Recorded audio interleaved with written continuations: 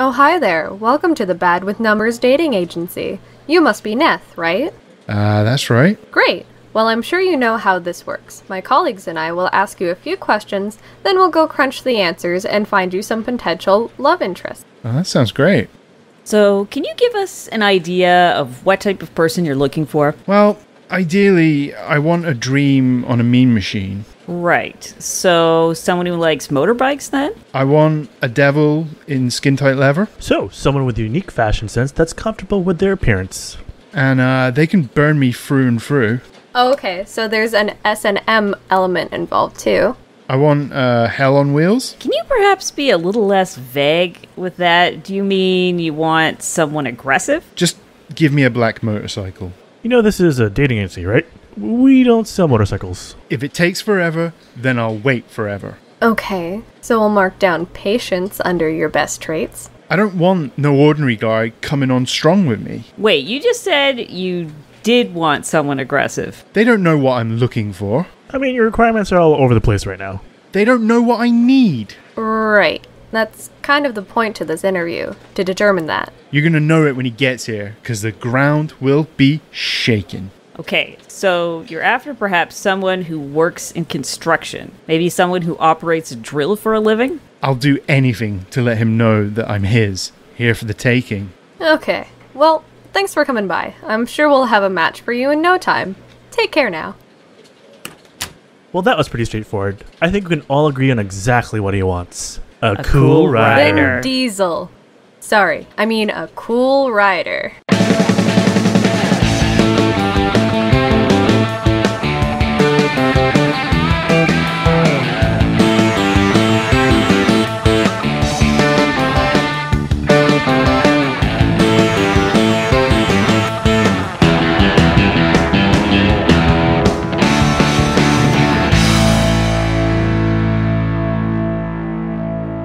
Alright, I got a question. What musical would represent your high school experience? Little Shop of Horrors. Except it was a big school of horrors. Oh my god. Were there I'm just going by cultural references, so talking plants? Well, sure. I mean, it's more like a metaphorical answer rather than the actual literal answer. My school didn't have a talking plant that ate people. Well, I might have done. I don't know. My school was pretty weird. Yeah, the UK does things a lot differently than we do. Well, we're big on horticulture in our high school system. we like to cultivate. We're botanists. What can I say? I was going to say cats, but I didn't think that there were many buttholes in my high school. I mean, you didn't go to high school with a bunch of buttholes? Because I definitely did. Oh, so maybe cats is for you, Laura, because there's definitely a lot of buttholes going around that one. Yeah. Everybody just stands around explaining their name and function in my life God. for minutes on end. I mean, that kind of is high school, Yeah. right? Yes. Honestly, I would say La La Land, not just because, you know, I'm deeply in love with Emma Stone, but I went to a musical theater, like, arts. Was it like High School Musical? Maybe it was more... Was there Troy Bolton and Gabrielle? Maybe, because it was... You were literally in a high school musical. Yeah, it was very divided when it came to, like, visual arts versus the music theater group. So West Side Story? Oh, shit. I'll stop. I was also... I remember Rent being ruined for me because I kept hearing it every time I would walk through the hallway. Is just them singing, I don't know, the first song. I don't care anymore. It really sucks because it's Cohen's favorite musical, so it makes things awkward. Wait, Rent is his favorite musical? Rent is his favorite, yeah. Oh, wow. So next time we see him, we'll just play the beginning chords and see what happens. Oh god, please no. Yeah. Mine would be something rural because I went to high school in a really small town, so probably Oklahoma, but I've never seen that one. So I'm gonna say best little whorehouse in Texas. Damn. Because they had square dancing in my high school as part of the curriculum, the part of the gym curriculum. Love yeah, it. and What? just before Christmas, it was an annual tradition that whichever gym class was doing the square dancing, other people would cut class to go square dance, and you'd end up with like 100 people fucking crammed into a tiny ass gym, because that's generally where they did the square dancing, just in case it ran against some other practice or whatever. So like it would just be people just like switching Is it like off. Footloose? between the four. It was only like 4 groups of 4 people, and they would just like take turns constantly. There'd be like a giant lineup around the gym where people would just take turns square dancing. Was your gymnasium made out of hay bales? Maybe. Shop class was just rebuilding. Nice. CDCI West represent. King of the road. There's like literally only one listener that's going to get that joke. Wait, we have one listener? Hi! I was gonna say, because I feel like looking back at my high school is a fever dream, so it's like Xanadu.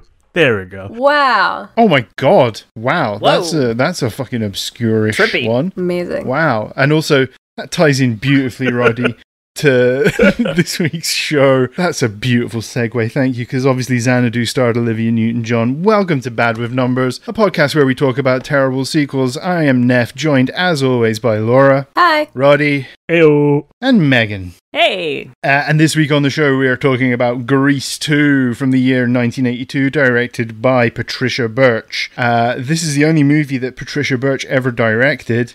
Oof. She's actually mostly known as a choreographer. She worked on everything from like Saturday Night Live to music videos by the Rolling Stones and Cyndi Lauper. She even worked on episodes of Boardwalk Empire, for God's sake. Cool. And she was also the choreographer for the first Grease movie. So how she ended up making this movie look as flat and dull... Oh, you know what? We'll get into it. There are some scenes where like they have some pretty good tracking shots, I would say. Okay. More interesting, in my opinion, like just it feels more like a movie than it does like a musical movie. What is your guys' experiences of Grease? Were you big Grease heads growing up? One of my good friends was really obsessed with Grease. I tried watching it not too long ago again. I don't know. It just doesn't hold up. Like I thought I loved it, and then I was like, I don't think I do. Okay. Yeah. Hard disagree, but we'll get to that. Roddy, were you a greaser? Were you a child of Grease? I don't know if it's a greaser. That sounds so weird. But yeah. Roddy, were you the greasy strangler? Oh my god. People who don't know, I don't like that film, but Meth and Megan love it so much and torture Rudy me. Tooty, Disco Fruit. Rudy Tooty, Disco Cutie. Hot So soup. cute. Hot soup. It's so good. So good. But yeah, anyway, sorry, Roddy. What was your experience with Grease? Sorry. No, my parents kind of grew up watching it, so it was like kind of like a family affair, listening to like the soundtrack. So like I grew up really liking it. It's only when you kind of grew up, you're like, oh, some of these songs have like a subtext that's very sexual. Oh yeah. I didn't really discover Grease until like high school. And it was funny because I had seen other people go through Grease phases. What does that look like? And then like a friend of mine went through a Grease phase when I was in high school. She was like, we should call ourselves the Pink Ladies. We can wear these jackets. And I'm like, what the hell are you talking about? And I eventually did watch it and I was like, oh, okay, cool. Yeah, I mean, my experience of it isn't entirely dissimilar to yours then, because, okay, I saw Grease 2 before I saw the first one. I saw this movie on New Year's Day 1990. I remember it very fucking well. I was 9 years old. It was the first showing on network TV. And I thought, you know what? I'll give it a whirl. Why not? And I was kind of into it. I kind of liked it for reasons we'll get into later on. But this was also kind of around the time there was like a revived interest in the original Grease. There was like a mega mix of all the songs was in the charts at the time. And all the girls in my school would spend all their lunch break trying to like choreograph dance routines to those songs. And it used to piss us off endlessly because they were just playing We Go Together on a fucking loop for like 6 months. Adorable. So I like actively avoided that first movie for like most of my teens because I just had like a grudge against it for that reason. They finally re-released it in 1998 for the 20th anniversary. And I remember getting cajoled into going and seeing it with my then girlfriend. And you know what? I enjoyed the fuck out of it. And I watched it again this afternoon and it was like a bright, shiny 4K copy on iTunes. And I think it's still just a really good time. I think it's fucking utterly charming. Yeah, I remember watching Grease 2, like, I feel like it was just on. It was like, oh, after watching Grease, you watch the second one. And then, like, I don't know why, all I could remember Cool Rider and Michelle Pfeiffer and thinking, like, oh, yeah, it was pretty good. But then having to rewatch it, I was like, oh, what was going on with me back then? Like, did I just forget a whole bunch of this movie? Or was, like, Michelle Pfeiffer so awesome that I was, like, just clapping my hands no matter what? Should we do a little background on how we got Grease 2? Please. Sure. Okay. The original co-producer of Grease, Alan Carr, had a deal with Paramount where they would pay him $5 million if production started on a sequel within 3 years of the first movie. And this movie rolled into production in like late 1981, so he was cutting it really fine to pick up that check. This isn't the British dude, is it? The guy with the talk show? It's not Chatty Man. It's not Chatty Man. No, it's not the comedian Alan Carr. Oh, I'm sorry. He hires Patricia Birch to direct because, like we say, she was the choreographer on the first movie, and she was kind of reluctant to do it at first because most of the creative team from the first movie had either passed on the project or, in the case of original screenwriter Bronte Woodward, straight up just passed away. Ooh. He died in 1980. Eventually, Carr gets Canadian comedian Ken Finkelman to write the script. Any of you guys ever heard of Ken Finkelman? No.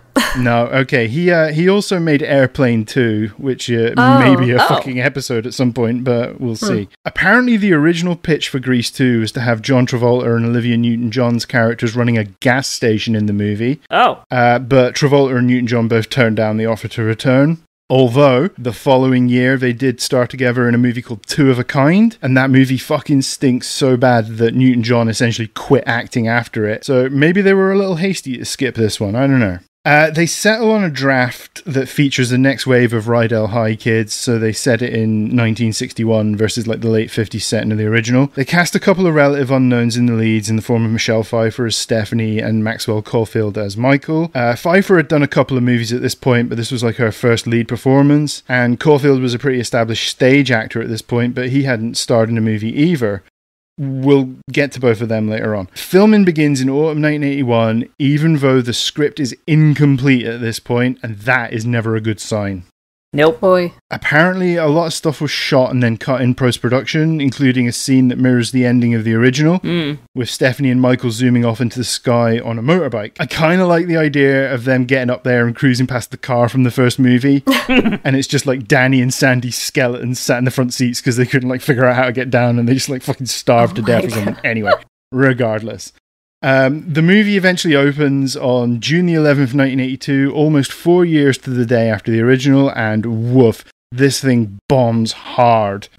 That first movie made $132 million in theaters on its first run back in 1978. It was the highest grossing movie of that year. Grease 2, however, crapped out at $15 million. On its opening weekend, it only managed to open in 5th place, taking in a meager $4.6 million. And it also had the bad fortune of opening against the number one movie that weekend, which was E.T., the Extraterrestrial. Yeah, that's tough competition. Yeah, sure. I mean, that movie took $11 million on its first weekend. It ended up taking $359 million in its first theatrical run. Damn. That movie hung around in theaters for a year. Nowadays, films barely stick around for more than a month in theaters. It's insane. That kid's audition was very good.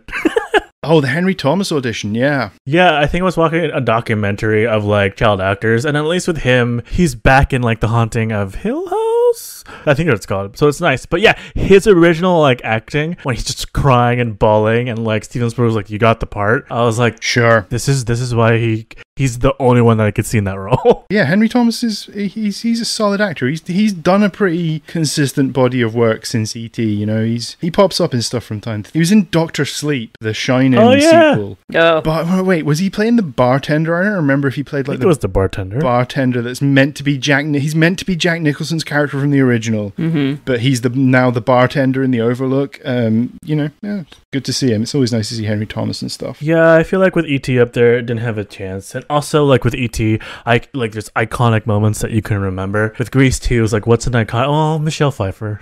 She's an iconic moment. Number 2 that weekend was another big hit that summer, Star Trek II, The Wrath of Conn. Conn.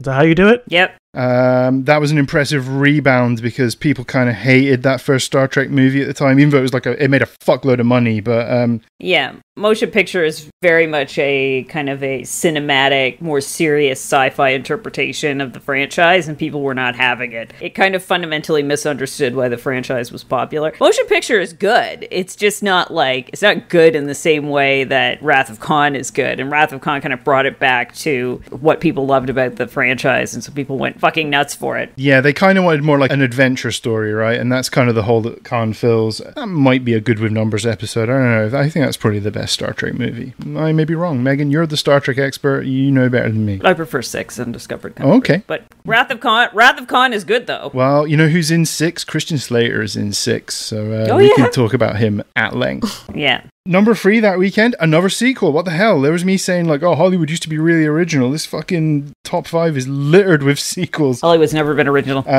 Rocky 3. I fucking remember nothing about it. I know he fights Mr. T in this one, and I think Hulk Hogan's in there somewhere at some point as well. That is all I remember about that movie. I remember nothing. Number 4 is my friend Katie's favorite movie, Poltergeist. Ooh, spooky. I remember that. House gets sucked into a mailbox. That's all I remember.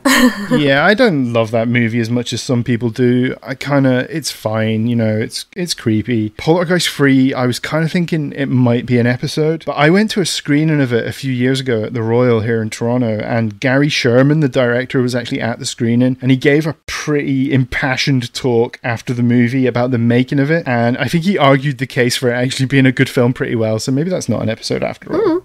And then at number 5, Grease 2, you know, tanking hard in 5th place that weekend. I keep on going back to, like, with Grease, like, even in the opening, you have the song Grease is the Word, and a part of me is like, if this movie had just better songs, I feel like maybe. It needed fewer songs, because, like, I felt like, to me, the movie parts of this movie that weren't musical parts actually worked better just visually and actor-wise than the bits with the songs in them. Like, I just feel like if you're gonna have songs like that, have fewer of them. But isn't that like the most damning thing you could say about a musical is that all have of the less non-musical songs. bits were actually kind of entertaining? It depends on the movie, I think, right? Like, it needed to be its own animal, and it wasn't quite achieving that. No, sure. The thing with the songs was that it didn't ever move the plot forward, and I think that depends on who you are, whether or not you're like, oh, I enjoyed the songs that are just songs. I mean, I could argue for Mamma Mia too. Please don't. Yes, please do. Yeah, I still listen to that daily, so we're not gonna, I won't go too far into it. But they were just ABBA songs. They were just ABBA songs that were fit into that, but it was embraced. That's exactly what Mamma Mia is. Well, Mamma Mia is a jukebox musical for her, right? This term jukebox musical where a musical is crafted around pre-existing songs. Exactly. Rather than something like Grease 2 where the songs are specifically written for the movie. And I think, like, I kind of feel like, I agree with Megan, the songs fucking suck in this movie. Like, The Back to School was kind of fun. Like, there's a couple. But Back to School is like a Four Tops song, right? That like, I mean, it was written for the movie, I think, and then performed by the Four Tops after it was written. Yeah. But it's not like sung by the people in the movie. They're just kind of dancing to it when the movie starts, right? Mm-hmm. Yeah, because and funnily enough, like, I'm listening to it and I'm like, is that? Because I thought I saw a black guy an African American in the opening scene, and I'm like, I said to Brian, I was like, oh my god, are there non-white people in this movie? Yeah, I thought I just heard one singing, and he's like, no, this movie is white as fuck. Damn it. They had such an opportunity to be more diverse, and they didn't do it. Sure. I mean, that's one of this movie's many failings. I mean, it's only taking now. I get it. The early 60s wasn't exactly a bastion of people accepting of diversity, but, like, still. Yeah, sure. So, like, were any of you guys ever so excited to go back to school after, like, summer vacation that you performed a full-blown dance number the moment you stepped off the bus? No. You know, in Canada, we have a place called Staples. Is that worldwide? Do you know what Staples is? Yeah, we had. Do you know what? I actually think that they don't have any stores left in the UK, but we definitely had Staples in the UK. Well, anytime there was like back to school, they would always do this commercial of like, it's the most wonderful time, and it's like a parent like walking down the aisle, like grabbing all like of the new like school supplies. Yeah, I've seen those commercials. Like, I'm not gonna lie, there's something very satisfying of getting like a fresh pack of pencils, a fresh pack of crayons that you're like, will I even use these? Who knows what this year will hold? I grew up poor, so I didn't really have that experience very much. Yeah, I mean, we didn't have much use for crayons when we were in high school. I don't know. I got them anyways, though. Yeah, sure. I mean, better to have it and not need it than to need it and not have it, right? So, see? I was obsessed with not using my locker, as I'm sure a lot of people were, because they just didn't want to bother going to their locker between classes. So, like tote bag. I had for a while I had a big fancy fabric binder holder with handles on it, and I was trying to cram all of my class stuff into one binder. Why didn't you want to go to your locker? I loved my locker. My locker was my safe haven. Plus, it was where I kept all my drugs. Jeez. Great. Well, we all had to share lockers, first of all, because the school was really small. I had to share lockers with this girl who... Wait. She herself wasn't that bad. Her boyfriend was a fucking asshole, and his friends gave me grief. They, when we did the chocolate-covered almonds that we were supposed to sell, I put the case of almonds in the locker for 2 hours, and then they got stolen. Wait, you were co-signing on a fucking locker? Somebody crammed gum all over the lock one day, and I had to spend forever picking it off. Because this girl that I shared a locker with didn't understand how to use combination locks, so on the first day, she gave her fucking combination to her boyfriend. Oh, fuck that guy. And then after that, I just couldn't use the locker. I got burned. I was like, I can't. I'm out. And even though the next year, I actually had my locker mate was actually a super nice guy, after that, I just didn't want to use lockers. I just couldn't be arsed anymore. That's wild that you had to share. Fuck that. God, fucking bullshit. That makes sense why not to use lockers, because that sounds horrible. Yeah, people at my school kind of sucked sometimes, big time. So you're the one that's cats with all the buttholes. Yeah. So Yeah. But small.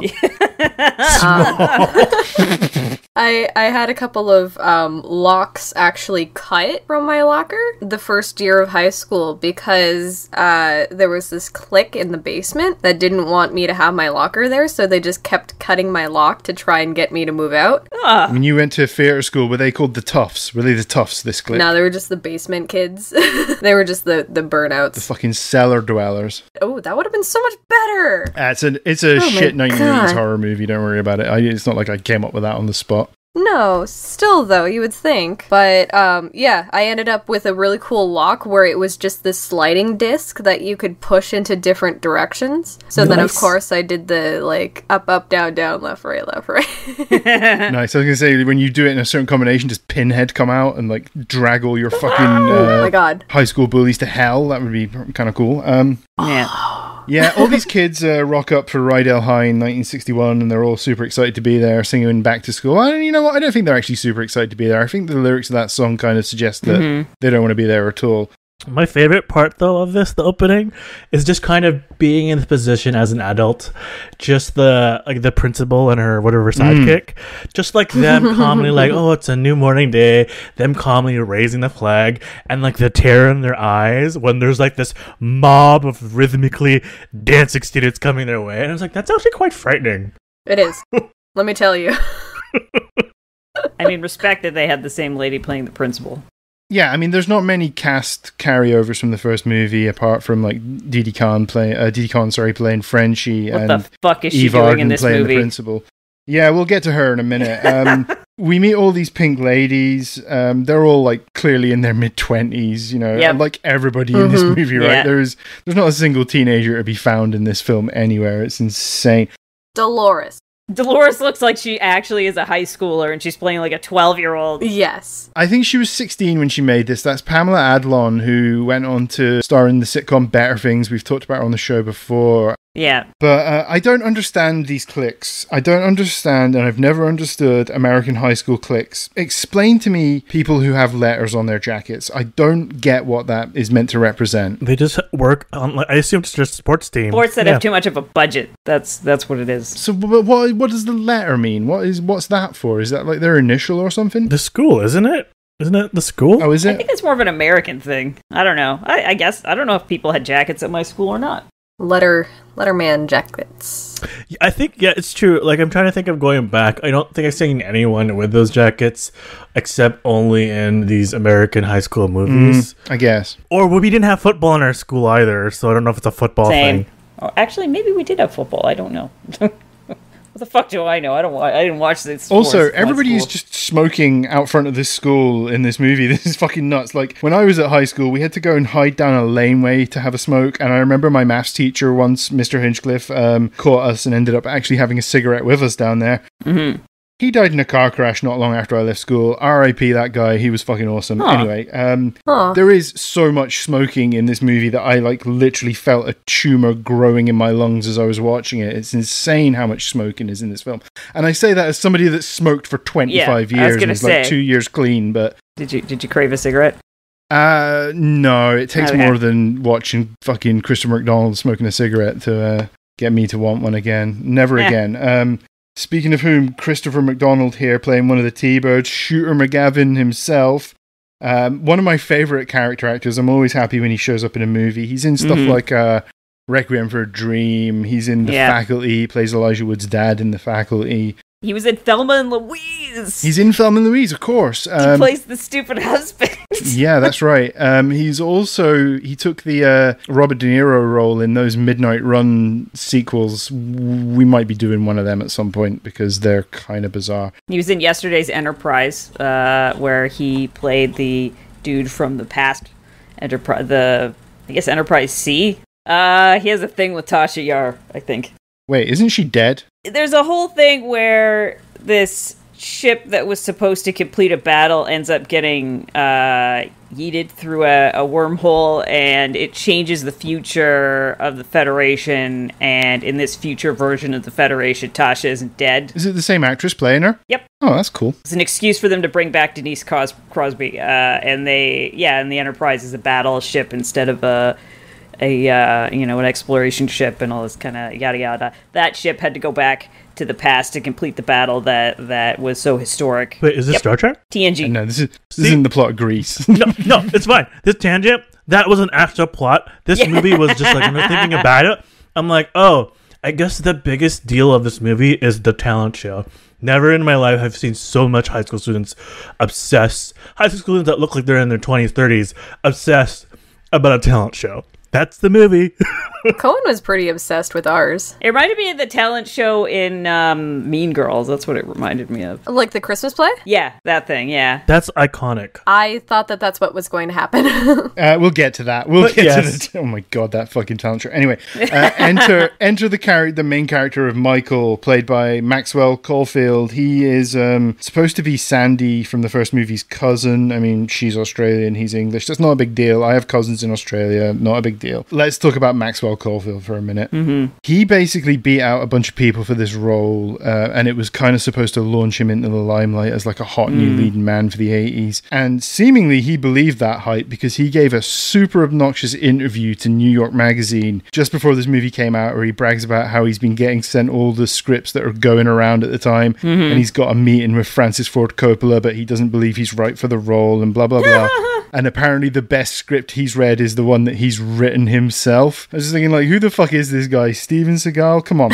He states in this interview, like, how he doesn't care that much about his craft and how he just wants to become a star. And I'm just thinking, well, Maxwell Caulfield, how did that fucking work out for you?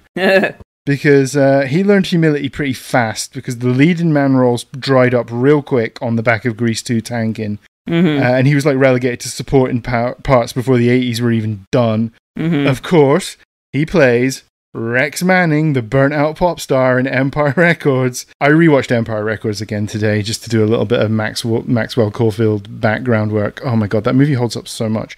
But it was like, sure, I feel like you just watch it because you love that film. I do, and it was kind of like, I was too young for all the John Hughes movies of the 80s to have any impact of me. So like, my equivalent of a John Hughes movie is Empire Records, it is Clueless, it's films like that, right? They're my teen movies. I mean, look, he plays Rex Manning, and I hope that he kind of like did it with like a modicum of self-awareness, because it's a pretty funny turn, right? This whole notion that he's like the kind of guy that people's mothers were into when they were in school or whatever. Mm-hmm. The most notable thing Maxwell Caulfield has done since then he did a 2-year stint on the British soap opera Emmerdale. Nice. So I guess my mum is a fan because she's probably the only person that watches that shit. I don't know. I can see why he kind of didn't get any other roles, just because even in this, like when you think of like a leading man, you're like charmed and like wooed, and like for him in this movie, I was just like, all right, let's just move along. He was no Zac Efron. I think he's kind of good looking in this movie. He's quite handsome. No, he's good looking, He cuts a fairly striking figure.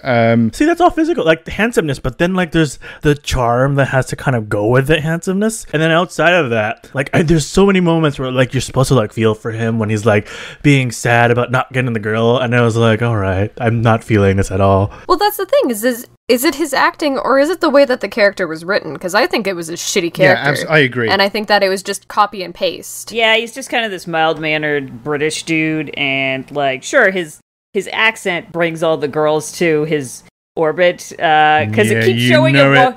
He keeps walking through the hallway, and there's like a mob of women like trying to get his attention, and I'm like, God, it's a fucking sex symbol. I'm like, I hate it so much when that happens, when women just chase me around because of my accent. I know, like they just say, "Oh, you sound like a shit John Oliver." We can't figure out what your fucking accent is, but goddamn, are we attracted to it? Yeah, it happens to me all the time. It's insane. Just like literally beating them off with a fucking stick all the time everywhere I go. I think I can hear them outside your window right now, Neth. My God. Yeah, there are actually in my yard. I've had to put a security fence in to stop them. Turn your milkshakes down. I mean, Maxwell, I think Laura's right. I think this character is just fucking underwritten to shit.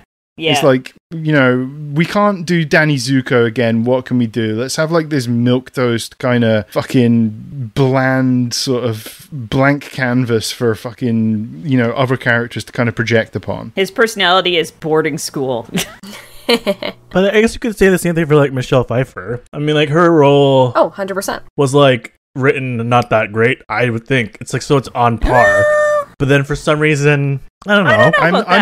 I'm not gonna leap into my Pfeiffer defense just yet because I'm revving up for it. Don't worry, I got a Pfeiffer defense here. But I will say this: Caulfield and Pfeiffer did not get along making this movie. They were like, it's kind of a well-known fact that they didn't like each other, which probably goes a long way to explaining why they have no fucking chemistry with one another at all. No chemistry. Like in the original, Travolta and Newton-John, there's chemistry there. There is like legitimate chemistry between those two. In this one, none whatsoever. Yeah, you can definitely feel like her disdain for him was very real. Yeah. And I don't know, I guess it's just me being me, but the cool writer or whatever, being her excuse to not want to deal with him, and the fact that she couldn't be a pink lady without it, and blah blah blah. I don't know. It just felt like she was kind of written into a box immediately. Like, there was no legitimate reasons. It was just like, oh no, I can't because status quo, and that's the way that it is. Goodbye. Now, was this rule in the first movie? Because I don't remember it being explicitly stated. I don't remember either. I don't think it's so much as it's a rule, but the first movie is definitely concerned with the idea of status, and the idea that John Travolta can't be seen to be dating Olivia Newton-John because it would be against his status as a member of the T-Birds, and she's obviously not a pink lady, so they can't date or whatever. And it's all about him wrestling with what his heart wants and what his kind of like high school hierarchy suggests he should be, right? Yeah, it's my interpretation of the original Grease story is that it's about friend groups, right? So the pink ladies and the T-Birds are just all part of the same social group, and it's always kind of weird sometimes to incorporate people into your social group that only some people like and other people don't like. It becomes super fucking awkward, and like that's part of Sandy's arc is understanding how to I don't know, for lack of a better term, assimilate into this friend group where like and like them calling themselves the pink ladies and the guys calling themselves the T-Birds. Like that just feels incidental. It's not like they're organized, it's not like they're running a union or something or some kind of legit organization where it's like you're off the team, like, so in the second movie it just feels weird that they're pitching that kind of standard, and and then so like Michelle Pfeiffer Sorry, what's her name again? Stephanie. Stephanie. I've already forgotten her name. Stephanie's conflict is that they're trying to force her to date one of the T-Birds who's already now dating somebody else. Yeah, sure. I didn't really understand that whole dynamic. That was, weird. What is she supposed to do? Date the dude that rides the sidecar? Nobody wants him. I can't even remember his name.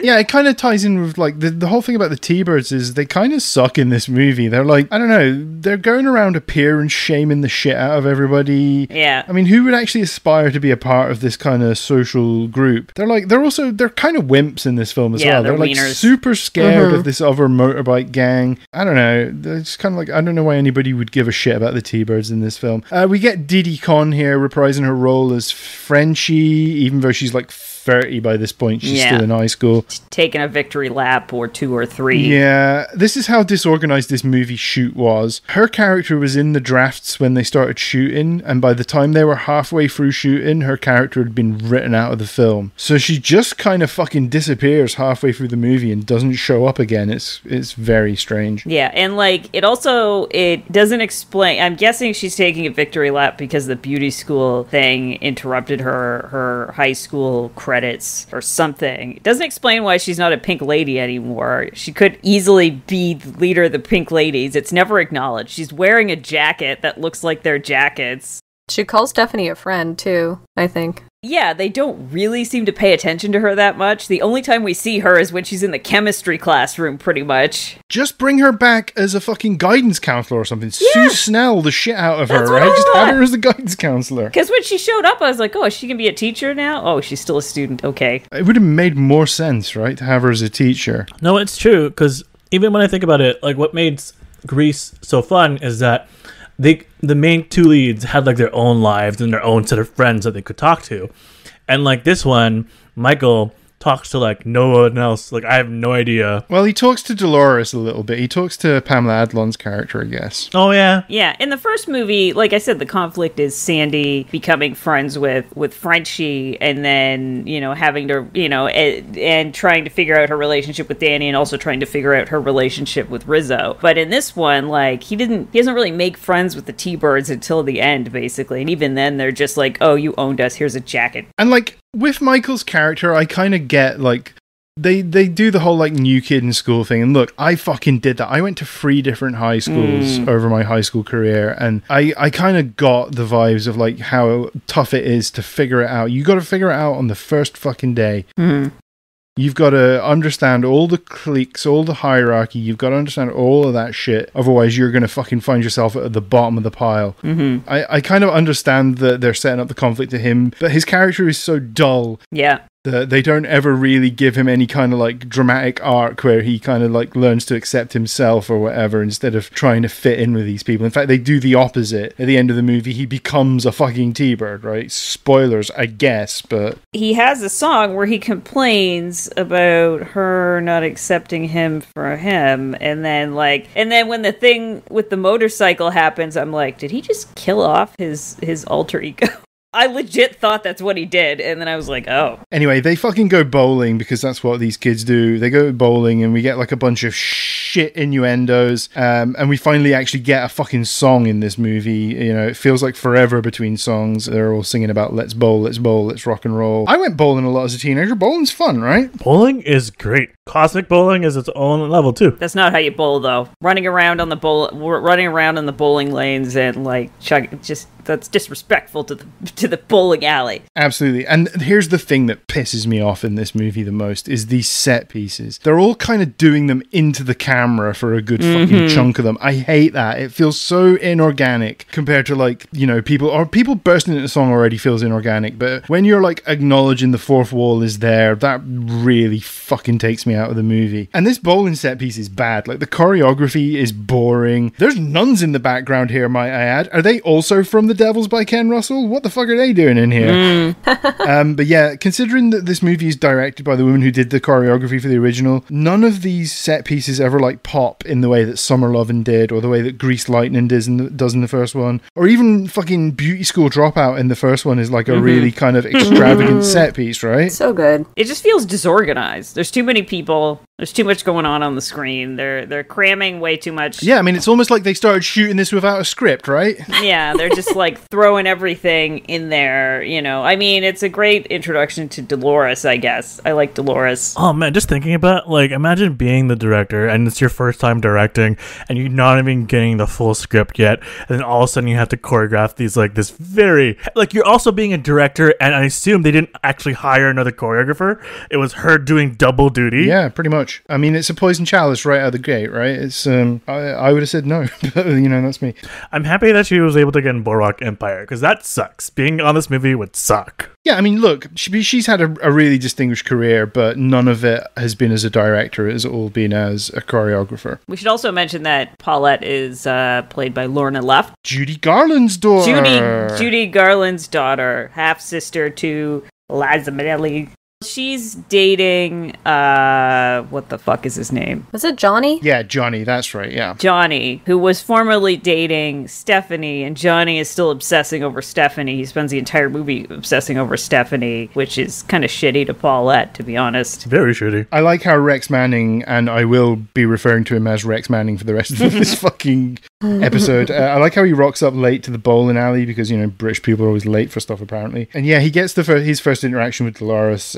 She's kind of like the aspiring pink lady. I like Pamela Adlon. I mean, she was called Pamela Segall when she shot this, but I like Pamela Adlon in this movie. She kind of has a bit of kind of like feistiness to her character that's kind of funny. She keeps saying about how everything pisses her off all the time. I'm like, yeah, this movie's pissing me off. She doesn't get much of a resolution at the end, which is unfortunate. And also, Rex Manning kind of proposes that they go on a date and that he walks her home, and I'm like, nah, don't do that. Awkward. Just call her a fucking Uber or something, please, because you don't need to be walking a 12-year-old home, dude. It's a little bit sketchy. Mm-hmm. Yeah, so they ask Rex Manning to play piano for their school play, and he's like, I can play a little. Next thing we know, he's like hammering away like Ben fucking Folds. Yeah. It's crazy. And also, what is this talent show? I don't understand the framing of this thing. It's just shit. It's all just shit. Yeah, I think you're right. There's like nothing to... They have like moments where you think... Again, it's probably because they had the script and were running along. So they have things that were set up. They're like, oh, that could be interesting. Like, even in the bowling alley, they have like that trope of like every like high school romantic comedy. We're like, all right, the first person that walks through the door, you're going to have to kiss. And like honestly, that is like the inciting incident for every like teen. Like, that's like a she's all that. This could have been a she's all that. There's an old guy who's like just coming in and he's like, walks away and then goes to make a re-entrance, and then Rex Manning just slides in. Yeah, that was weird. I didn't even notice. I was like, there's some visual gags in this movie that it's okay. That's true. I guess it's just a viewer, you're just trying to like, what do I focus on? Exactly. Because clearly, this movie's not directing me of where to go. Also, so he's doing like the piano for the talent show, and he's kind of obviously got the hots for Michelle Pfeiffer's character at this point. Mm-hmm. And he kind of like, he asks her if she's free, and Michelle Pfeiffer gives like the best comeback line. She says, it's amazing. I'm free every day. It's in the Constitution. I'm like, wow. I love that. That's so fucking good. It's such a good brush off. Well, I mean, that's her whole thing in this movie, right? Nobody owns me. I'm free. Needed more of that. And then at this point, he's being pushy as fuck with her. So pushy, in fact, that he instigates the most famous song from this movie, Cool Rider. Look, I said earlier about how like I was really into this movie when I was 9 years old. I genuinely think Michelle Pfeiffer straddling a stepladder, singing this song, then sticking on a leather jacket might have actually been the beginning of my sexual awakening, because I was very into the whole notion of that as a young person. I mean, I don't know. I guess as an adult person, I'm like, this is the most ridiculous thing I have ever seen. Like, she's just crawling along the back of her school and in these alleyways and like on the wall, and it's... But this is on the level, Laura. This is on the level like Bet on It. Like, you have to admit. Listen. This is the movie. This is the movie's High School Musical 2 version of Bet on It. Which is like the cheesiness, campiness, and that's why I loved it, even to the point of the awkward ending, where like sometimes this movie doesn't know how to end its songs, so they kind of like have them trail off, but you actually see them trail off dancing, so it's just awkward seeing like not even like how like, you know, you sing less, and that's how it trails off. You see them kind of doing a weird side shuffle hop away, and like, I don't, but I love it. So weird. I mean, you guys are like kind of obviously not fans of Michelle Pfeiffer's character, right? Yeah. I like her better than I like most people in this movie. Okay. Not better than Dolores, but, you know. Here comes my argument for her. Twofold argument. One, I think she's actually a better female lead than Sandy is in the first movie. She maybe doesn't have a better arc, but I think in terms of actually being a sort of stronger female character who knows what she wants, isn't willing to compromise on what she wants, and is quite willing to tell people to fuck off if they get in the way of what she wants. I kind of like that about her character. I think she at least is a stronger female character than Sandy is in the first one. And also, I just love Michelle Pfeiffer. She's like one of the most versatile actresses out there, right? She's really good at doing comedy in stuff like Jonathan Demme's Married to the Mob and the Hairspray remake as well. She's really funny in that, right? Yes. She basically created the high watermark for every other screen Catwoman in Batman Returns. Like every other Catwoman, anybody else who ever plays Catwoman again, and I know Halle Berry's done it, Anne Hathaway's done it, Zoe Kravitz is going to do it in the new Batman movie. They're going to be judged against Michelle Pfeiffer's performance because she is the definitive Catwoman, right? Yeah. She's really good in drama. She kills it in stuff like Age of Innocence, Fabulous Baker Boys, all great. Even What Lies Beneath, a movie that I do not like, she's given it her all in that movie. So, you know, I'll stand Michelle Pfeiffer. I think she's fucking great. I think she's one of the best actresses out there. And I think she is the best thing about this movie. I like the scene at the gas station that shows her kind of just doing her job kind of thing, dealing with shitty customers. For some reason, she's the only gas station attendant who's actually looking after customers, and I'm like, why is she the only one doing this? What the hell? Sure. And I wanted more. I wanted more of this. I wanted more of her backstory. Like, what's her home life? You know, why does she work? We don't see anything about any of that stuff. It is all just focused on the high school shit. And she's wearing like the overalls, and we kind of get the impression that maybe she's a grease monkey, but like it doesn't really go deep into that. Like, they should have leaned into it and had her basically as the Danny Zuko character from the first movie, where she is a grease monkey, and we should have seen her like fixing up an old fucking Thunderbird or whatever, you know, that would have... She should have been the one fixing up a motorcycle, and then at the end, she's like, you know what, I'm a T-Bird. Screw all you. Yeah, fucking A. That's a great ending right there. You know, like... Exactly. You know, where... Yeah, exactly. And then he becomes a pink lady, I guess. I mean, Yeah, so it just, I don't know. I felt like they gave more information about her character, but still not enough. No, sure. Look, I don't like to read my notes verbatim, but I literally got up and changed my cat's litter in the middle of this movie. I literally went and cleaned up shit in the middle of this movie. That's how disinterested I was in what was unfolding on screen. You just left it running? Yeah, pretty much. I could hear it from downstairs. Okay.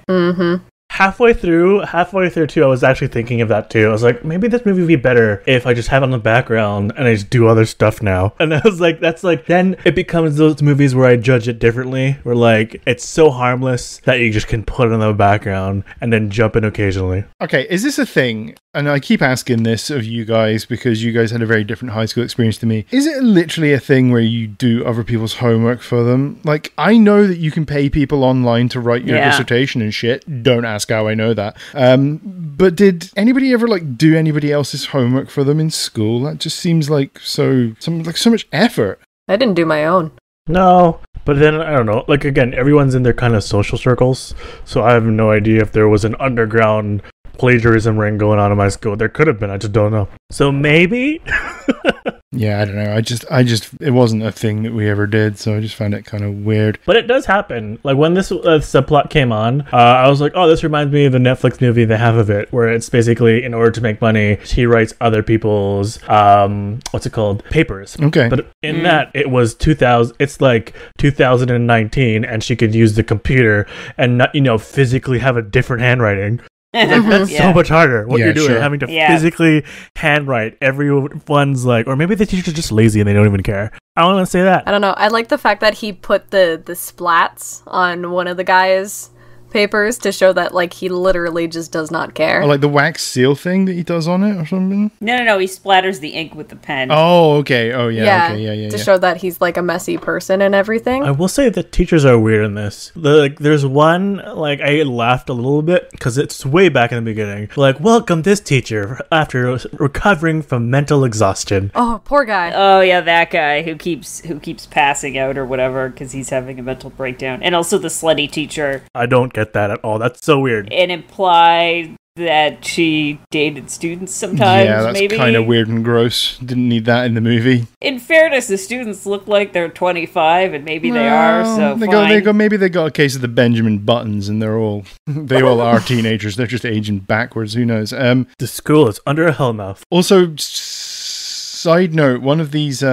T-Birds looks a bit like Andy Samberg. I don't know, I just thought it was a bit fucking weird. Yes, I was thinking that too. Yes, same. Is it Lewis, I think, the character? Lewis. Yeah. Weirdly enough, he also did my favorite song. I don't know what the deal is with me and these, like, little tiny songs that are just throwaways, but they turn into my favorites in musicals. It's the one where he's in the, pretending that there's a war going on and he's trying to... You mean the one where he gaslights the girl into sleeping with him nearly? Yeah, he tricks her, and then she, I think, changed... Oh, yeah, because the other guys are outside the door. Yeah, because she was ready to run into battle, which I'm, like, all for. Also, I was gonna say, with Davy, the sidecar kid, was he wearing a yarmulke? Probably. I don't know. I think he was, actually, yeah. Cohen and I were having this argument where I'm just like, I don't know, it could be the way that his hair is. And he's like, no, his hair can't be flat on the back of his head. Look, that is a yarmulke. And I couldn't find a single frame to tell me yes or no. Maybe he's got a sidecar yarmulke that he wears. We also get the song Reproduction here, which is, in my humble opinion, the best song in the movie because it's just kind of upfront about fucking, which I appreciated. Yeah. I mean, it's also still kind of flat and boring as far as set pieces go, so it's not really great. God, everyone's so horny in this movie. Well, they're teenagers, man. Teenagers are horny. That's just how they are. I don't... Were we? I don't feel like we were this horny. Dude, I had a kid when I was 17. Yeah, I was fucking horny, right? I can't argue now. Yeah, I know. What's my counterpoint? There's a part of this scene where somebody holds up a rabbit, and I was like, oh god, there's a reference that most kids today are probably not going to get. The rabbit died. Wait, what? Yeah, wait, what?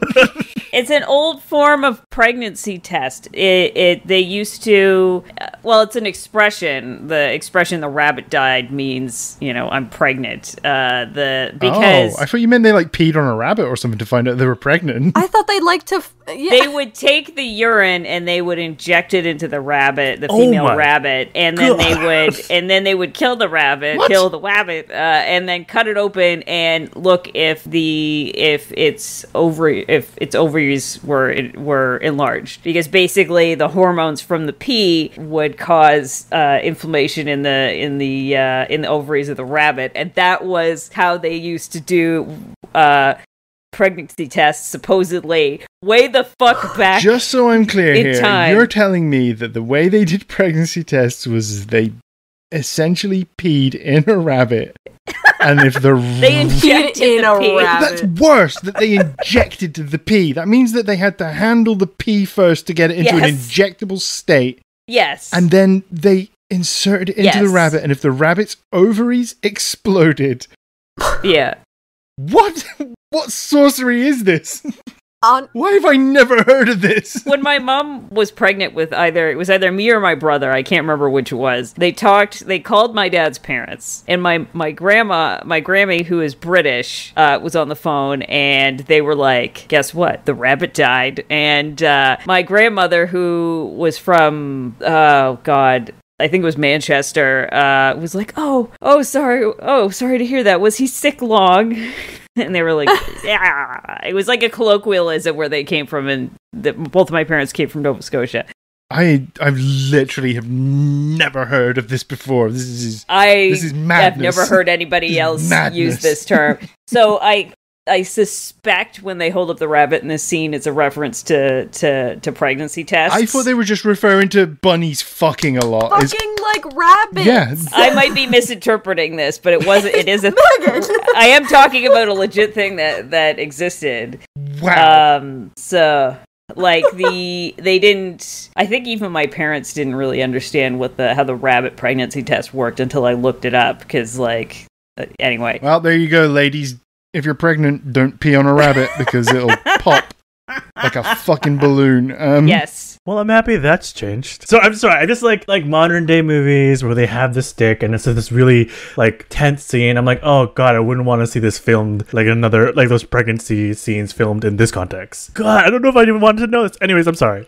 Last year I was watching the old version of Degrassi, and one of them had to take a pregnancy test, and it was like the thing with the little jars, and like there's like eyedroppers and. So fucking complicated. Okay, I feel like we've all learned something valuable. If Grease 2 has taught us nothing else, we've learned about... Welcome to sex ed class. Yeah, hell yeah. If you're having sex, use protection. Yeah, that's... Thanks, Roddy. Anyway, we get like a bunch of fucking boring shots of Rex Manning either like fixing or trying to ride a motorbike because obviously he wants to become this alter ego to impress Stephanie. He goes to a used motorcycle lot, gives the guy a bunch of money, gives the owner a bunch of money, and it's apparently enough money that the owner's like, pick whichever one you want, take whatever parts you want, you can use my tools, and here's a set of overalls. And I was like, how much money did he give this guy? British kid's obviously fucking loaded. Yeah, they go back to the bowling alley, and this fucking dude from the first movie who now looks like Freddy Krueger turns up, and there's some kind of motorcycle chase happens here, but we just get a really long shot of everybody watching it through the glass doors. We don't actually see any of the fucking action happening because this movie is too lazy to orchestrate that. Yeah, like the whole crowd shot where they're fitting them, they're cramming, like, I swear to God, like 30 people into the foyer of a bowling alley, and I was like, how long did it take them to set up that shot so that they could see everybody?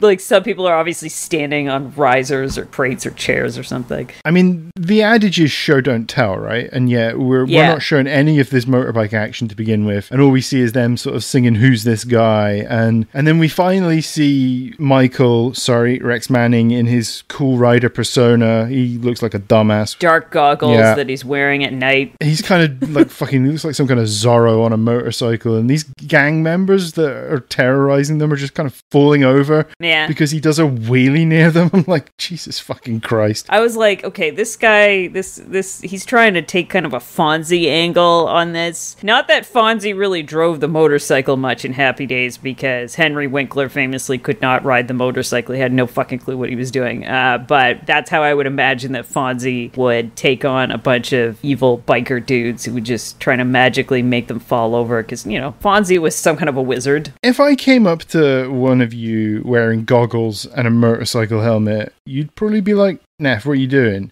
Are you going for a motorcycle ride? You would not be like, oh my god, who is this cool guy? And where does he come from? He looked like an extra from Mad Max. Yeah, I kind of like how icy Michelle Pfeiffer is with this fucking Rex Manning kid all the way through this movie. It's like, he needs to take the hint that she wants him to fuck off, right? He's so persistent. Take a hint, dude. And then, like, here comes what I think is the worst song, but evidently Laura thinks is the best song in this movie.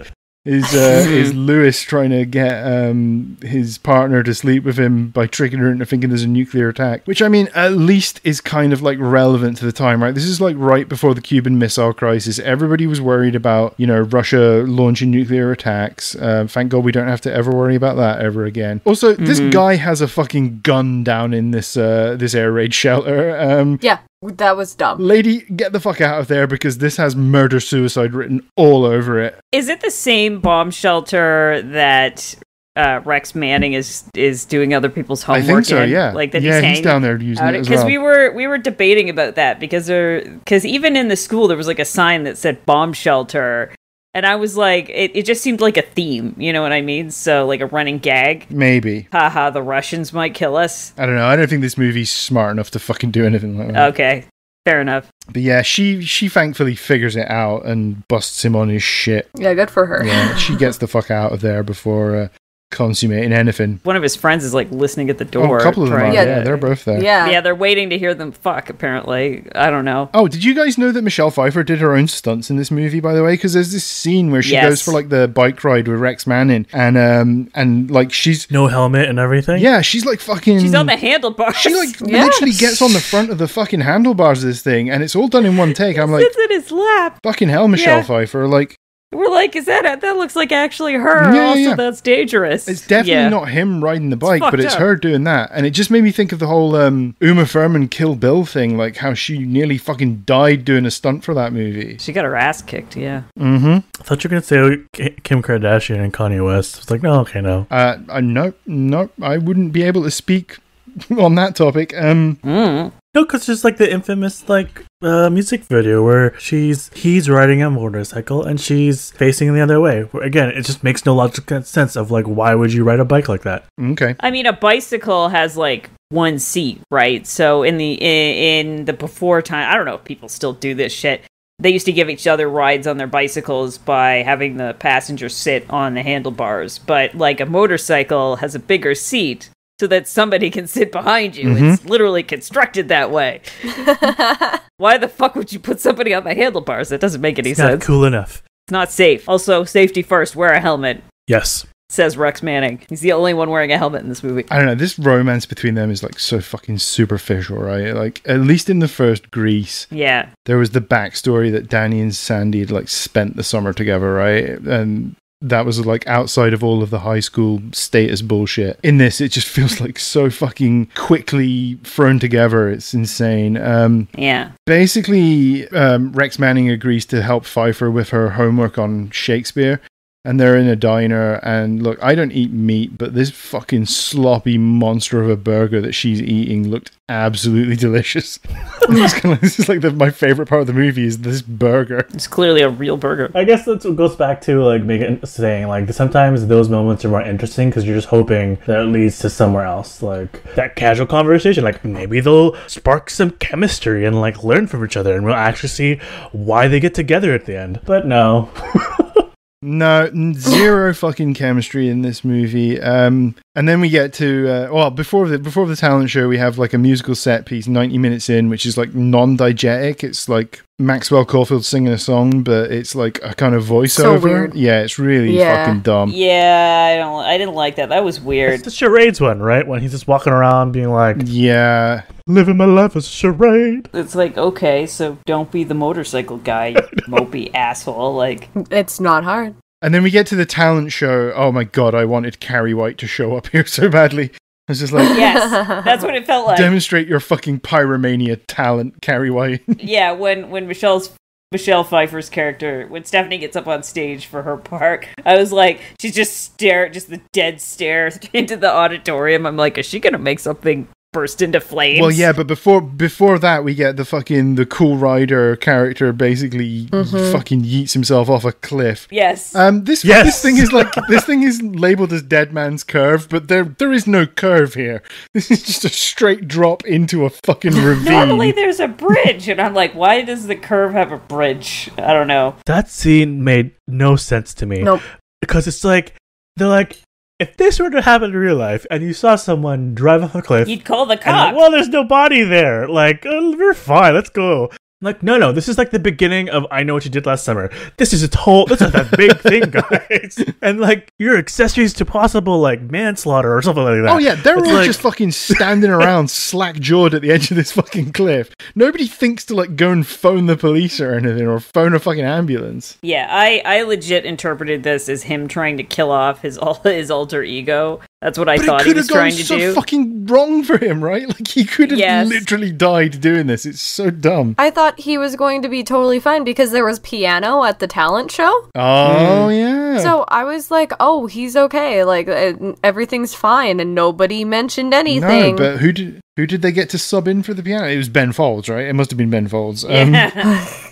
Because she, at the cafe, Stephanie legit says, why is it, where she says something along the lines of, it's so weird that I talk about wanting to meet my dream guy, and then he suddenly just shows up, and Michael's like, well, why is that weird? And she was like, because I don't know who this guy is. I don't know anything about him. He might not even be the guy that I think he is. And I was like, see, she knows what's up. Yeah, exactly. She's not getting invested until she knows for sure who the fuck he is.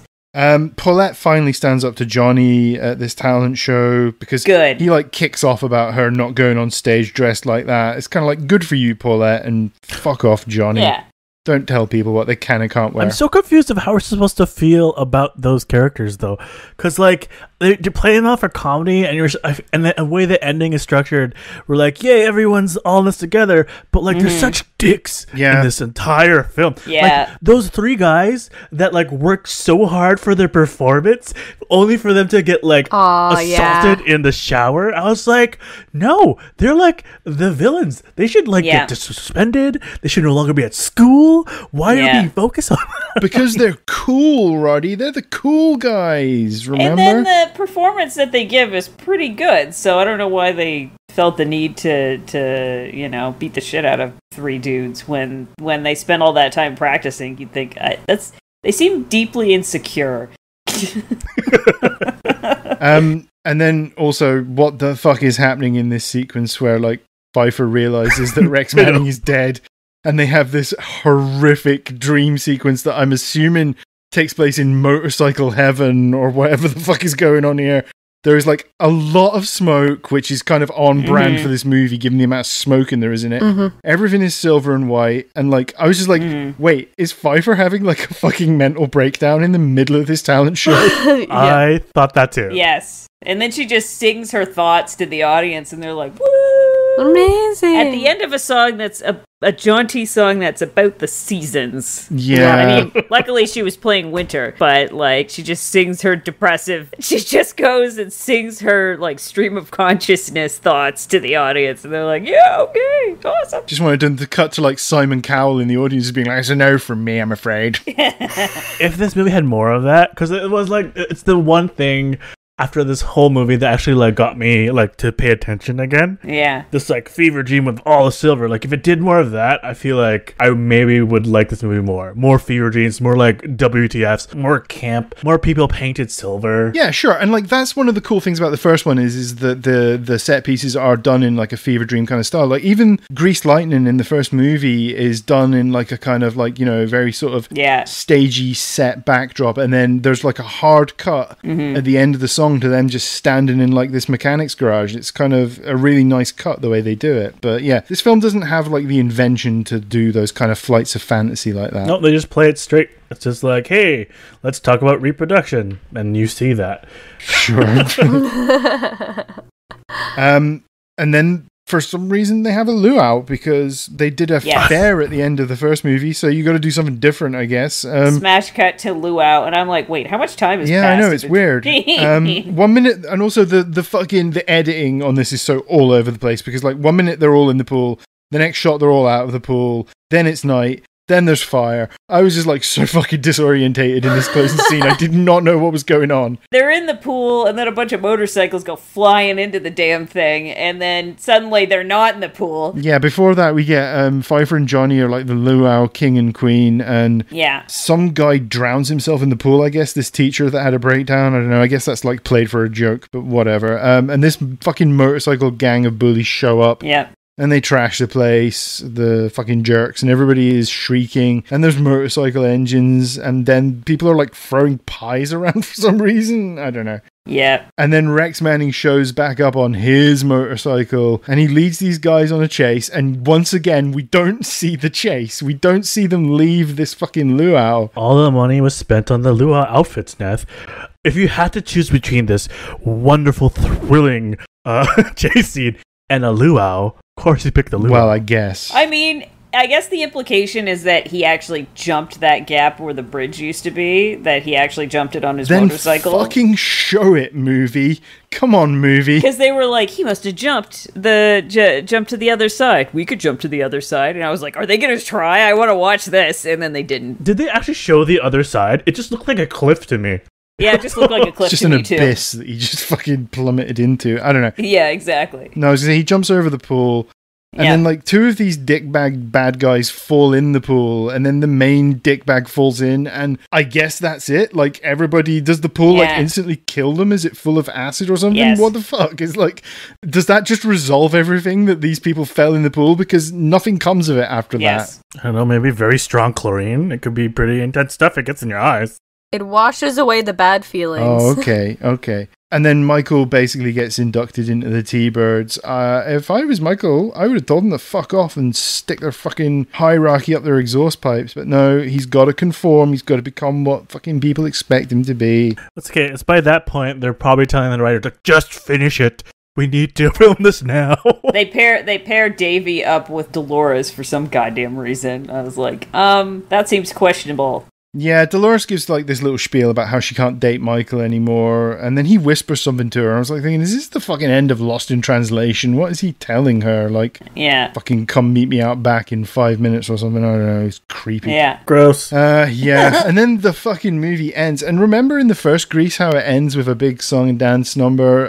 They do We'll Be Together, and it's kind of great. And then Sandy and Danny shoot off into the sky in Grease Lightning. Yeah, none of that here. We get this melancholy fucking We'll Be Together song, which is just a total fucking downer. Yeah. And then we get a bunch of yearbook photos, and that's it. That's how this movie ends. I have like a pet peeve when like a lot of musicals do this thing where like everything's happy, we're all together, we work things out. The thing is though, like it's so unearned. Like you guys still probably hate each other. What is this bullshit of you like saying we're doing this together? Like there's still problems that you're gonna face, and you singing this, I don't believe any one of you. It's exactly how I felt in High School Musical when Sharpay was singing "We'll Be All Around Together." She did some sketchy shit. You guys know that the first High School Musical was originally pitched as Grease Free, right? That's like how that movie came about. No, I did not know. It was meant to be the third Grease movie, and then it became. Are you just yanking my chain? No, not at all, dude. This is true facts. It was originally set up as being the third Grease movie. Kenny Ortega wanted to make another Grease movie, and I think kind of like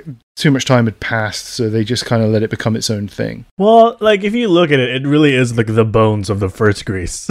Absolutely. Like, Troy Bolton and Gabriella have this thing in the New Year's whatever, where they sing together for the first time and fall in love. What movie were we watching recently? We watched something recently that had a Rydell High in it. Was it Carrie 2? I feel like we maybe I watched something that had a Rydell High in it. Yeah, I don't think the school in Carrie 2 is called Rydell High, but I may be wrong. Maybe it was Mortal Kombat Annihilation. That's what the Mortal Kombat Academy was called, Rydell High. Anyway, the movie ends, thank fuck. Would any of you guys recommend Grease 2? I'll go around the horn. Let's start with you, Roddy. Yes, for Michelle Pfeiffer. but purely for that reason alone, right? Yeah, and it's fun to see how she is able to like kind of like carry this movie. She really does. She's kind of the only watchable part of this film, I think. But hey ho, Laura, would you recommend it? No, she can't save it. Okay. It's too far gone now. Just leave it alone. Let it die.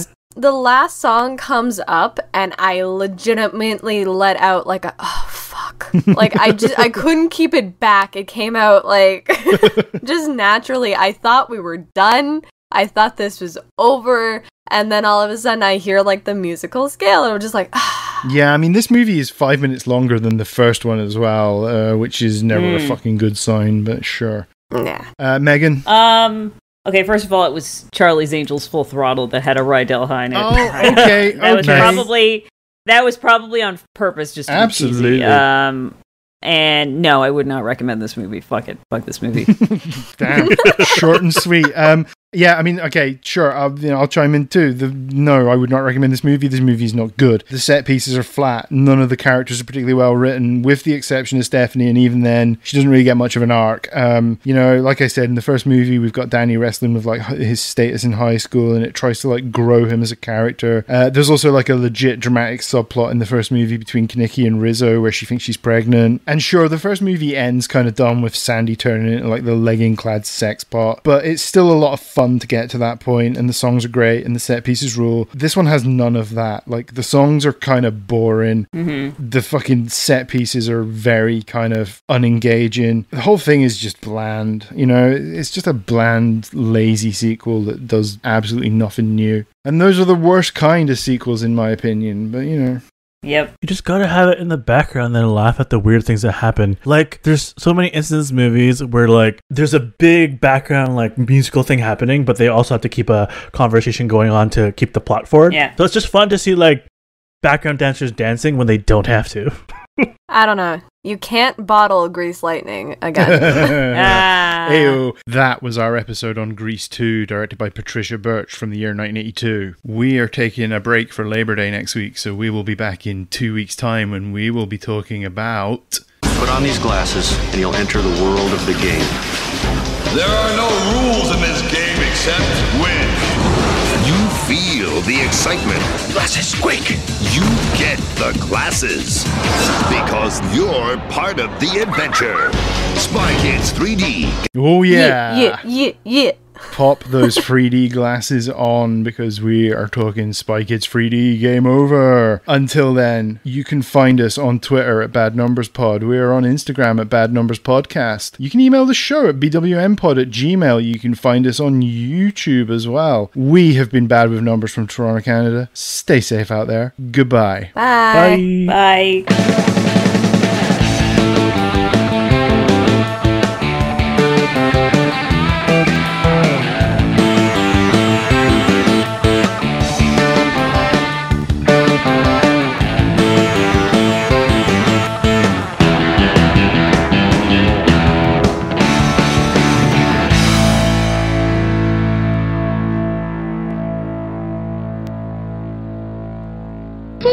Set.